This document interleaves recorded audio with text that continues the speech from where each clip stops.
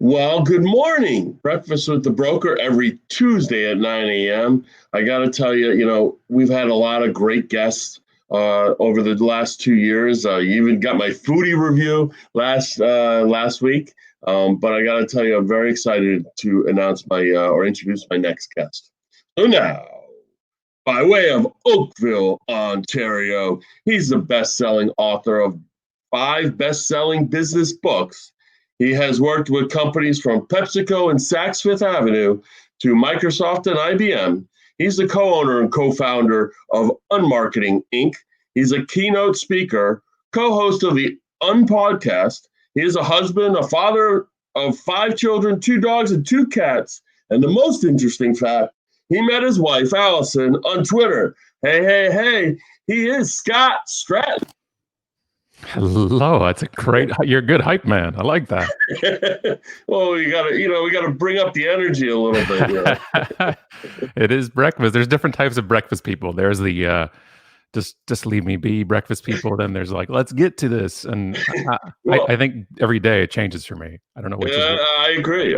Every Tuesday, I'm the let's get to this Let's get to this guy. exactly. Scott, thanks so much for joining us. We were just talking briefly off air.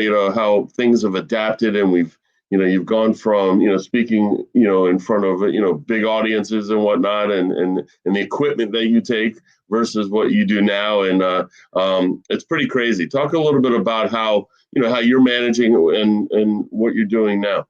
Well, I used to say on stage that because I was speaking about disruption for the past 5, 6 years, and one of the lines that I would say on stage is the definition of disruption, which is change without time to resist it, and that was about industry change and come. Well, I didn't mean this. Like it was, yeah. So talk about change without time to resist it. Like that's what we're and we have this natural has been forged through decades of life that you just become more resistant and more resistant and more resistant to change. That's why we get set in our ways. That's where the term comes from. We get certain point, and then as we get older, we not only get set in our ways, we feel we've earned it to be set in our ways, which you have because you've been on this planet for X number of years, and as you get older, you get more seniority. But at the point now, we almost like, I feel 12 years old every other day. You're just like, I don't want to do this, or I don't want to do that, or like when we were talking before we came on here, like my life used to be showing up at gigs.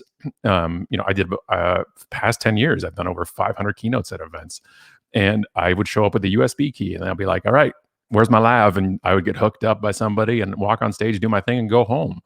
Now I have 27 pieces of equipment, 14 different software programs. I am the lighting guy, the sound guy, the key grip, the gaffer, producer, director, and host. And so it's a point of saying, because we have two choices, we can either, resist the change or adapt within our own parameters. And that's the thing right now. The problem is what's happening right now, even in real estate. The funny thing is I've been working on the presentation for the big Remax broker owner conference in August. So I've been going, I'm all Remax all day right now, and all real estate. And it's one of my favorite industries to speak to. But however, one of the issues with an industry like real estate, where you're almost like you're an entrepreneur, but you're also part of a brand, right? You're hustling, you're getting your thing, but it's your own business, is that we have this thing about almost like top surface level views of things. You're like, well, that person's really being productive right now, and I'm not. And we get this kind of guilt or this shame. And I really want to take this morning, this breakfast opportunity to have everybody know that if today isn't your day, that's okay. That we have to be kind to ourselves first right now to understand that if we're not, our nose to the grindstone, if we're not, things change, in my brain, just my emotional or mental state, it could be hour by hour. And the worst thing we can do is compound anxiety and stress right now, which kills productivity and creativity, that we don't compound it with our own self guilt towards ourselves, that you give yourself a little breakfast break right now and take a deep breath. And if today isn't the day to do certain things to start filling your funnel or getting, more marketing type of stuff out there, then that's okay. It's got to be okay, because we're human first. Yeah, I'm not a speaker first. I'm not a company owner. You're not a realtor first. You're human. and we need humanity right now for yourself. All the procrastinators just rejoiced. They just jumped up and said, "Yes!" Whoa! Hang on. As the leader of procrastination, if you go if you go into that word, excuse me, but my camera froze. I'm going to go to my webcam here. So the difference. See, now, by the way, what I just did there was what I've been working on for the past 4 months, which is what happens if that camera goes, and can I get back to this one without a panic? Because right now, this is a perfect segue. I didn't even plan this. So right now, first of all, I'm going to address the procrastinator thing, and then I want to get into the camera switch I just did. So procrastinator nation, or procrastination. See, now we get the two, but between it. As your leader, we've led a certain life to this point, and it's been up and down for all of us, and we'll talk about it later. So see what I did there too. So the difference, of course, now also with a live versus virtual audience is I can't see all the people watching this having the uproariously laughter, with their heads back, and I know they are. But with that switch I just did there, so here's one of the issues right now. If we are doing stuff, if we are marketing, if we're going on a Zoom meeting or Facebook, a kind of video chat with somebody, and on anything, if we're talking to prospective clients or current ones, or just getting out there, every time we do something, we're branding, or as we call it, unbranding, which is what somebody thinks of your brand with the most extreme story they know and the most recent story that they know. That's what psychologists say a brand is. We see the Remax balloon and we think two things: that balloon, that big thing, and the big brand itself. But we also think of the most recent, which is where you come into to play. That every broker, owner, every agent, everything, every even referral on behalf of a Remax agent is the brand. So if you're going to go on a Zoom call, if you're going to go and do like a little webinar or something like that, or talk about something in your community, you have to get some reps in. You have to get some reps doing this stuff. Even myself, this is like my job is yapping. My job is talking. And so I need to know these things because this is my profession. Virtual is now my profession for now and the foreseeable future. But if I went out and then that camera froze and then I don't know what to do, what do you do? You're just like, well, he's gone. Okay. And so you have to get reps in. You have to get reps. So I know when something goes down, if that camera freezes, I can go to this one right away and I can address it like I did there and saying, whoop, and I'm going to switch here, because also me doing the whoops there also understands that I understand the pain of doing this virtual, that I understand that I can switch, but trying to sell virtual as a professional speaker, I have to have the reps. You have to have, because it's experience, right? Wisdom is time plus mistakes to me. And that's what wisdom is. You're taking knowledge and then experience and you put them both together. That's so valuable. Well, we don't have a lot of the reps like this. We haven't been forced virtual ever. We've used it as a complement to stuff, but not as the only way for the most part. So we have to look at, let me get those reps in. Let me try those things. If I'm going to do virtual open houses, then I'm going to run some reps. I'm going to do some tests. Maybe I'm going to do a house tour for somebody who's buying, who's not in the area or can't come to the area. Then if you want to do a FaceTime tour, we'll do some reps with another agent. Go swap back and forth to try it out and say, you know what, I couldn't actually see that, or I can't hear you when you hold your phone here because you don't realize it's muffling the microphone. Get reps in with each other. Do the trial thing so because when I switch cameras there, that's not the first time that's happened. I did it. I planned it without being live.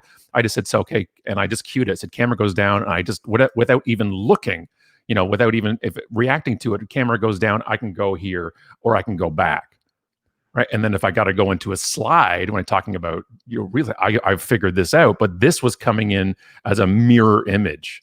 Originally, it was coming in totally backwards, and of course, you look at that and you're like, well, I don't think that'll work.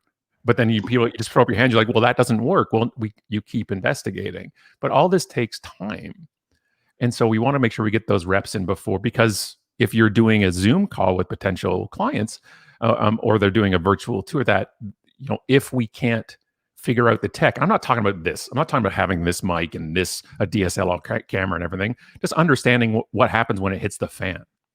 What happens if I lose? Like, what things can I do to make sure that my speed on my phone, if I'm doing a virtual thing and it's going through data, what are the things that make it more constrained or more open? Like those little things, closing the rest of your windows on your phone, rebooting your phone, or at home, rebooting your router. Like these little tweaks can help the quality of your stream or your Zoom coming through, and I think that's important.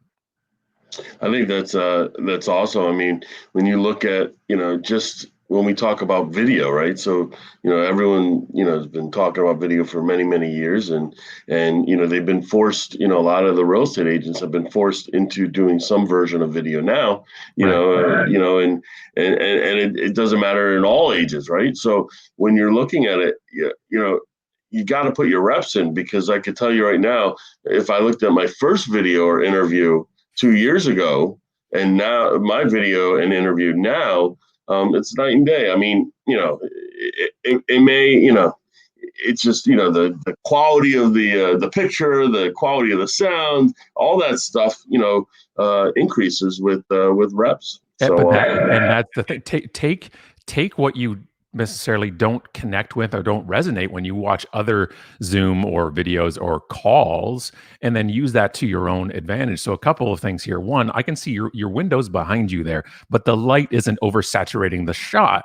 And I'm sure you've learned this from experience of where you're positioning, where the light's coming in a camera. Well, how many times have I seen doing things like this, being interviewed or somebody going on it, and all you see is this light glow, and it's almost like they're doing one of those things on Netflix where they're like, we had to blur their identity. We didn't want to. It's like, so then in real estate we have to. But it's like, are you in the witness protection program? Like that is one of the issues that goes on with this, and so that is, again, it's trial and error. And one of the things here, one of the biggest things that I see, if I can give a quick tip for everybody watching right now, if you're doing things virtually at all, and that, again, this could be one-to-one or one to everyone, but you really need to do this.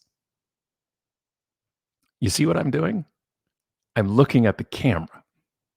Now, here's the thing. I can't see you right now. Okay, you're on my monitor over here. Okay, so you can see my computer in the frame here. You're on my monitor. Okay, but we are used to talking to people and making eye contact. Eye contact has so many levels, and there's so many better body language experts out there. One being Mark Bowden, who's I'm a Canadian. He's a fellow Canadian, and I really recommend his stuff about this. But eye contact, right? This creates a connection. This creates more trust. This creates an intimacy in the where we lose it because we don't have it in person. But our instinct is to do this, is to look at you. But I'll look, and I'll switch it over. Okay, so I'm going to go to the webcam. I'm going to make it more of kind of how you deal with it anyway. So right now, so this is what I'm doing right now. Okay, I'm looking at you right now. You're interviewing me, and I'm looking at you. But what's on the screen? I'm looking down. Right. And what am I looking down at? Am I on my phone? Do I have a comic book? And I'm looking down and realizing I'm not wearing pants, which is unconfirmed at this point. But this is the thing. So you see that there is a detachment and connection. Okay, so if I'm talking to you like this, but here's the thing. It's counterintuitive in my brain, because if I'm talking to you, I want to make eye contact with you. And you want me to make eye contact with you. But for me to make eye contact with you, I can't make eye contact with you. Right? Yeah, that's crazy. Right? There's ways to move the window up. So if I move this window down where you're talking to me right now, I'm looking down even more. But if I pull the window up as much as I can on the screen, I am almost looking in the camera. But always remember, put a Post-it note beside your camera, something saying, look here, with an arrow pointing, just to remind you, because we get one of the best and worst things about when we go virtual is then getting comfortable, right? We're going to get comfortable. We're going to talk. And when I get comfortable, then I just start kind of looking at you and talking, and I'm forgetting to do this. Yeah. And that is a really important thing to understand, a connection with somebody. And in real estate, in any business, but especially in real estate, we do business with people we know, like, and trust. And we build those things and we create that. And if we've lost the warmth of being in person a lot of the time, then we can create a virtual side of it by just doing a couple of tweaks like that. Yeah, I mean, Rebecca Steinhaus, our director of marketing and facilitator of Breakfast with the Broker, or now today is Breakfast with the Unbroker. But I noticed that. Well done. She constantly reminds me, and and initially, it's it talks about talking about reps. I mean, it's it's difficult, Yeah. because you're naturally wanting to see you on the screen. And, I could put it as far up as possible, but I'm still not going to see you. I Yeah. see you peripherally, I see a little bit of you, but yeah, it's looking at the camera is really huge. Otherwise, just like, when you're face to face, you're thinking that, someone's, doing something else. They're bored with you. They're not interested, or what have you. And that couldn't be further from the, And that's the signal we're giving off. right. Where that friend, that or a client who, when you're talking to them, they're just like, yep, okay, and they're on their phone. You're just like, oh wait. But virtually, we're all looking down, and our brain assumes, well, they all have something better to do, right? We have this imposter syndrome. We have that, and another thing here too is we're also not used to seeing ourselves as we talk or as we listen, right? We're self-conscious already for the given. And most people don't want to see themselves on camera, present company excluded, right? Since of my mannerism, like, look, he's so crazy. And I'm I like, don't oh, want to see. but that's the thing. So we're not used to seeing ourselves, right? So because we're always self-critiquing, and that messes with your head. So one of the things you can do in a Zoom meeting, you can actually go to a setting and turn self view off, which it doesn't turn your camera off for other people, but it does turn it off for you. So we're not sitting there looking at ourselves the entire time, where we just get, oh my God, is that what's in the background? And I promise you, everybody's looking at what's in the background right now, including my thing and including yours. Right. So I'm looking at that stack of papers on your desk right now. I'm like, oh, I wonder what's there. And we have but we have the, but that's how we do it, right? That's we're curiosity. And we're also nosy. As a human species, we're nosy. We're like, what is this? You're looking back here, and I threw a bunch of stuff. You're like there, and like, what is that? A gold record? It's not. It's a marketing piece I made for a band 25 years ago, and I just found it in a box. And I'm like, I got to tell a story about this one day. And then I put it up there, and then I realized just 10 minutes ago, I'm like, they may think I have a gold record. That is not cool. I don't actually have one. So people will be looking in the background. If I switch to this, right, then people are trying to read what's on the paper. Don't read what's on the paper. It's my paper, okay? It's a brainstorming stuff. But that's it. So it's reps, because as you were just talking now, and I'm listening and nodding, and that's active listening, and I'm actually nodding. I'm not saying, well, nod so he knows. I'm like, no, I am listening, but it's so hard because literally you are talking over here because of the way I set up my monitor, and it's like a magnet. It's trying to pull my head over here to look at you, but it's like actively listening is, if I'm saying that, then I'm looking at you, and you are in the camera, and but that is rep after rep after rep, and trying and trying and trying and failing. And trying and failing and trying and failing. And then eventually you get to the point you're like, okay, it's getting better. Now I can work on this other thing. But there's so many things that can be involved. So you just focus on a few things, you can change like your Zoom meetings and your virtual type of stuff. The funny thing is the probably the best, I guess, practice or reps that I've ever done is this one, because you reminded me to look at a camera. You know what? I'm definitely going to use that Post-it note thing, because I think that's a pretty good tip. I think so important. I'm definitely going to do that. And also, even it's if you have hand gestures, if you're a flailing jazz hands person like myself, one of the things you have to realize too is if this screen kind of cuts in. Okay, I'll bring it into the screen that I'm using. So if you're wondering what I'm using right now too to do this type of stuff, this is Ecamm, a program that you use. It's a Mac-based program, but OBS is one you can use for other ones. But again, that is also something you need reps and also need to learn these type of things. But one of the things that was tricky here is because see the circle I've got, right? It's very limited. And when I flail my hands outward, you can't see it. Maybe it looks like I'm doing a little bit of a lambada or something like that, but you can't see my hands. So I had to get reps in literally sitting right here, working on doing this, like towards it on this plane versus this way.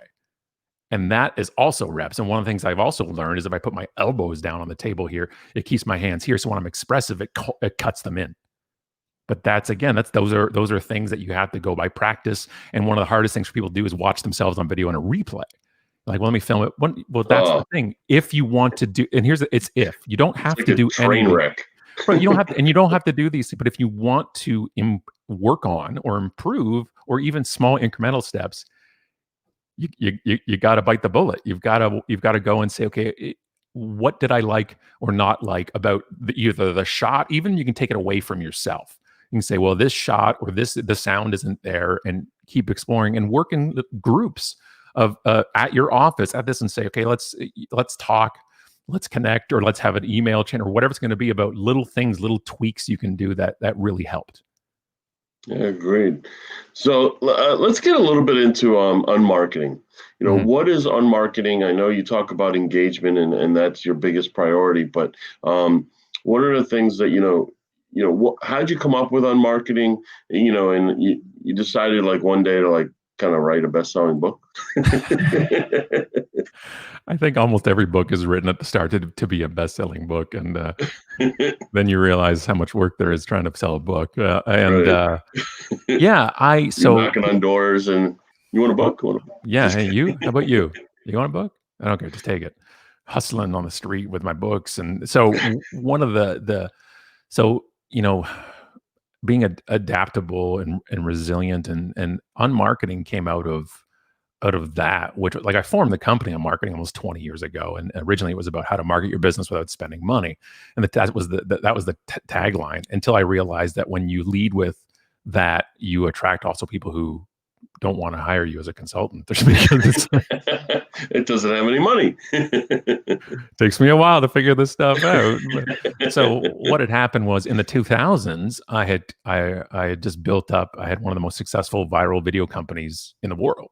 We made these slideshows back in the day. This is back when we had loading screens and it was flash based, and you had the percentage of loading coming up. And so anything like the Time movie, the Dash movie, they were like pictures and cheesy music and inspirational words. If you ever remember those from the internet, most of those were ours. I'm sorry. And and then the recession hit. Yeah, and in '08, all my business dried up. I got lazy, I got cocky, and didn't do anything to fill my funnel. I just didn't market. I just word of mouth and just laid back on that for years. And then I was broke, and then I went bankrupt. And in '08, '09, and I joined Twitter in April 2008. And I always believed unmarketing was about positioning yourself in relationships. And I always thought that we do business with people we know, like, and trust. And how do you do that?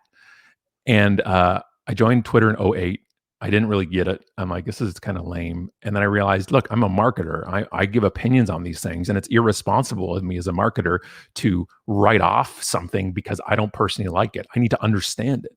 So in January 2009, I decided, okay, I'm going to live on Twitter for 30 days. I had nothing else to do anyways. And nothing, no business, no leads, no pipeline. And I'm like, I believe in community. I really do.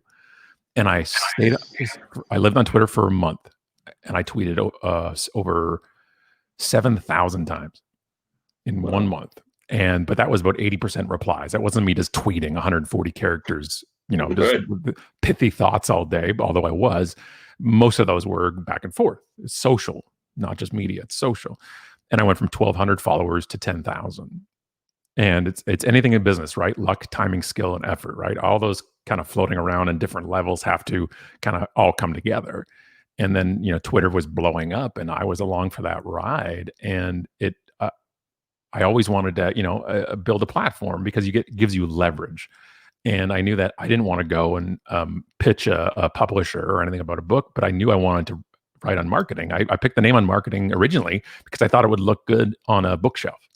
I thought I would stand out. I'm all about hooks in my brain and what hooks the attention. And then I built the platform. And if you make enough noise, people come looking because they want to be part of that platform. And Wiley and Sons of Publisher, the editor Shannon Vargo, who's still edited today, reached out and said, "Hey, why haven't you written a book yet?" I'm like, "Hey, why haven't you offered me a book deal yet?" And she's like, "Touche." And that's what started it. And the funny thing is, it was due in like January 15th, 2010, the final manuscript. And I started writing it December 28th because I'm a moron and the king of procrastination. So I told you I know the procrastination world, but I had met Alison on Twitter, who is now my wife and business partner. We had met on Twitter, and I had told her, and I gave myself 18 days to write the book, again because I'm a moron. And I wrote almost 38,000 words, and it was 60,000 were due. And I'm talking to her on BlackBerry Messenger at the time, and she's like, "How's the book going?" And I'm like, "I'm screwed. I owe 60,000 words. I have 38,000, and I'm out of things to say. Like, I literally used every single word in the English language, I think, in this book. I'm out of words.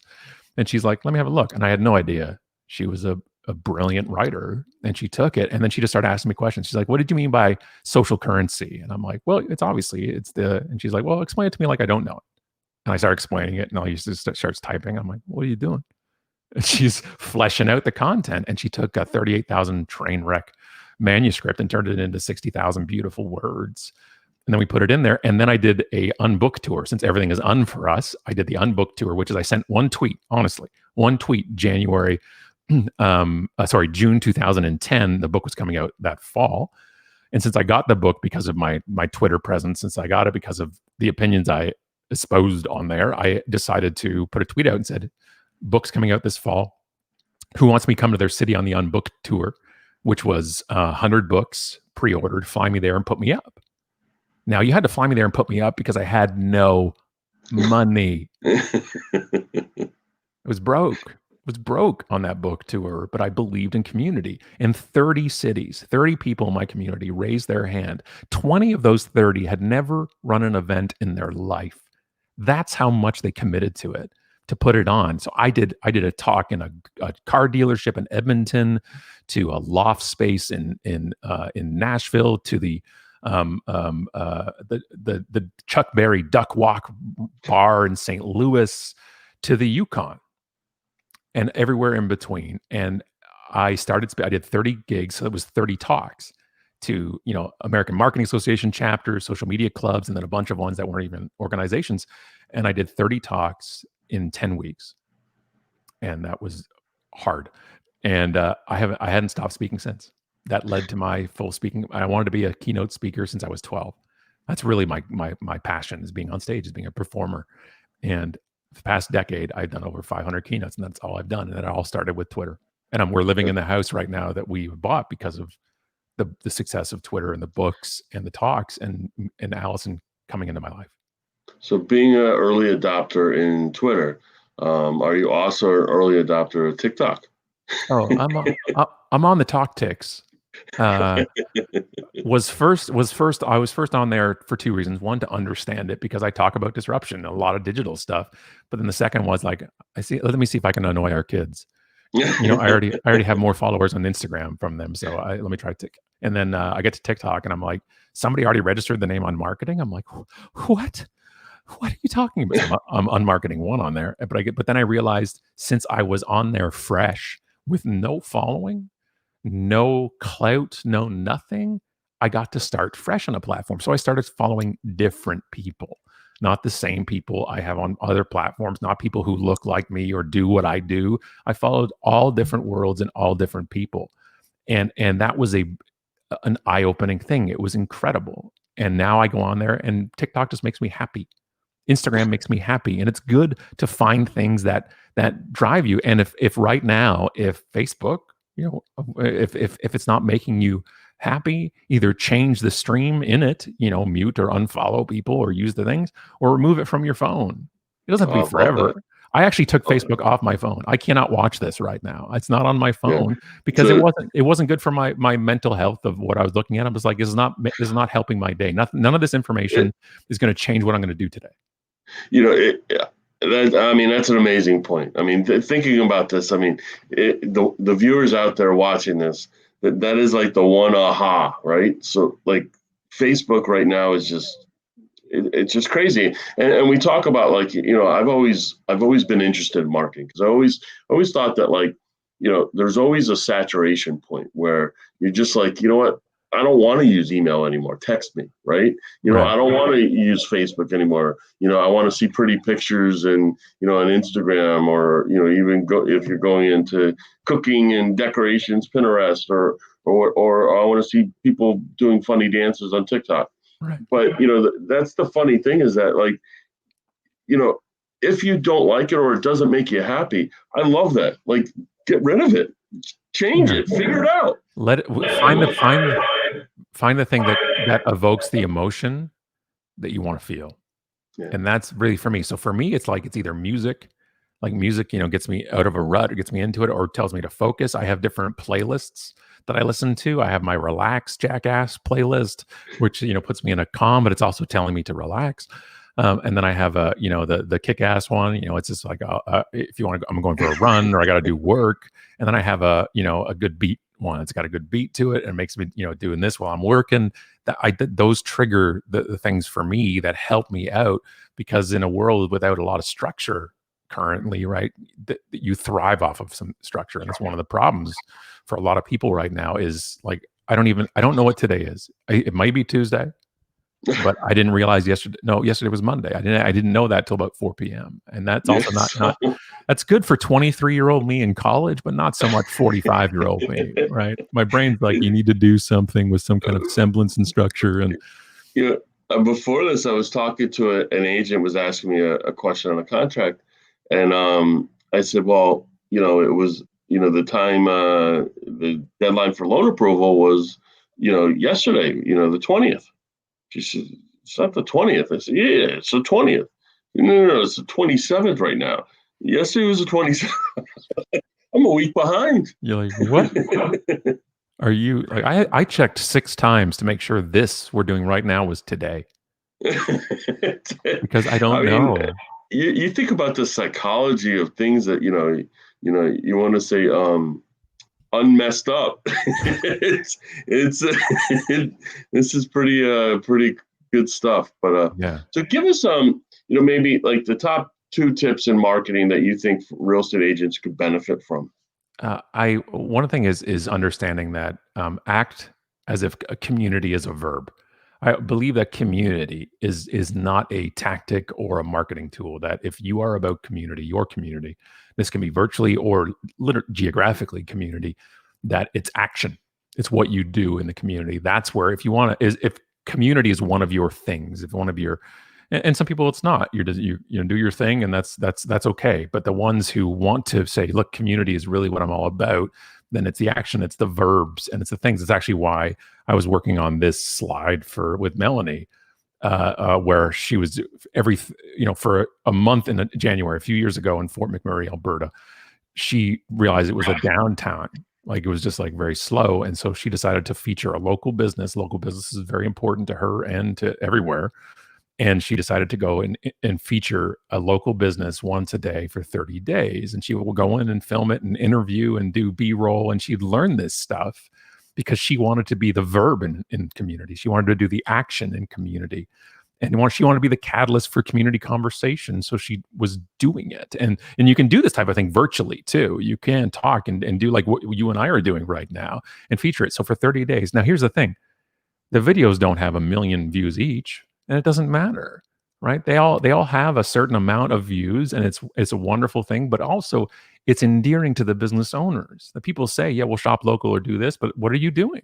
What are we doing to harness that? That a lot of businesses are suffering, really suffering, and say, so what can we do to elevate, to amplify that we're feeling so constricted because a lot of people can't go and do what they want or can do to help in a community right now. And you can do it also virtually. We can do things to lift it up. Community is a verb. And that's something that I really, really need to stress, because it makes me very upset when community is used as a tactic.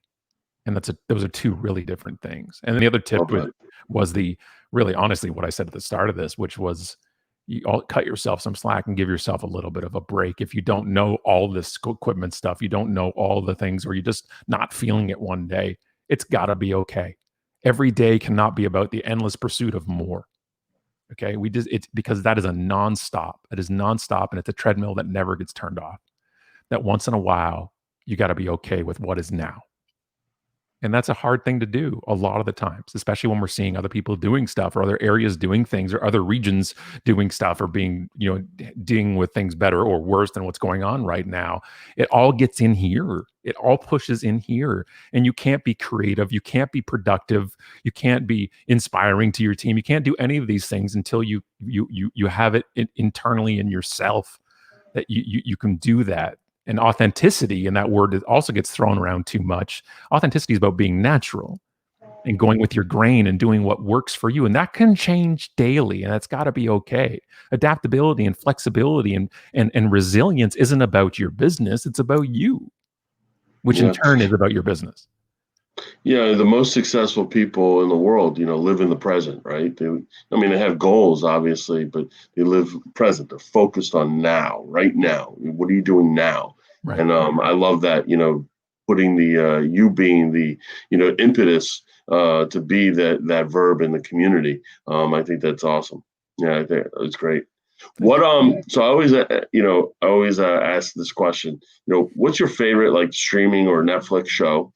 And what are you currently watching? You know how to ask the good questions. Well, I finished Netflix. We're done. Um, we ran out. Luckily, we're in Canada, so we get the show sometimes later than you all down there. It's funny when they launched Netflix Canada, and this is probably, I don't know, 6-7 years ago, like the streaming service. We got it. I'm like, we finally have Netflix. It's like we got electricity last month, and now Netflix, and we turn it on, and I swear I'm not making this up. It's like new releases, Alf season 2. And for those of you that don't know Alf, that's because it was a long time ago, and it could never be a new That was season of during it. our era. Yeah, so that was but honestly, so a couple of things so me and a couple of the kids did the whole MCU, the whole Marvel world. We did the whole movie series, one night, a bunch of nights in chronological order. So that was awesome. I'm a huge comic book geek, so that was really cool. Now we watched some baseball last night, which was very cool to see. But then we actually do.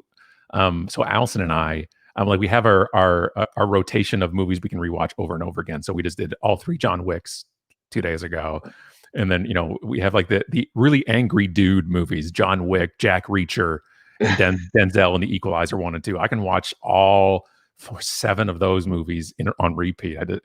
They're just great. But we actually have 3 sitcoms. We'll just every night we'll just put on and enjoy it. We don't have to, it's that kind of just not have to think about it. And it's Brooklyn Nine-Nine, Community, and Parks and Rec. We just rotate around those 3, and it's just, we enjoy it. It makes us happy, and it just calms down your brain because it's predictable, and not much is predictable right now. Yeah, agreed. Sometimes I feel like Alf, in outer space, wanting to go back. And dude, I love me some Alf, man. I was a huge Alf head, back in the day. But that is not considered a new release. One day I'm gonna do this breakfast at the broker in an Alf suit. One day. you tag me on that. I would like to see it. Yeah. I'm in. You're in. So Scott, I got to tell you, really, really appreciate it. In summary, your reps matter. Kind of live in the now, and continue to prop up the community by you being the action or the impetus for that community. So Scott, this was really, really great. I got to tell you, I am definitely going to read that book on marketing. I think I encourage everyone else to do the same. You come with a very, very amazing resume, and we certainly appreciate it, and hope in the up north there in Canada, you stay safe and your family does as well. Thank you all, and take care of yourself and be kind to yourself. Absolutely. All right. Breakfast with the Broker every Tuesday at 9 a.m. Scott Stratten was excellent. We have a next guest next week. It is a surprise guest, special guest, whatever you want to call it. But we hope you have a wonderful week.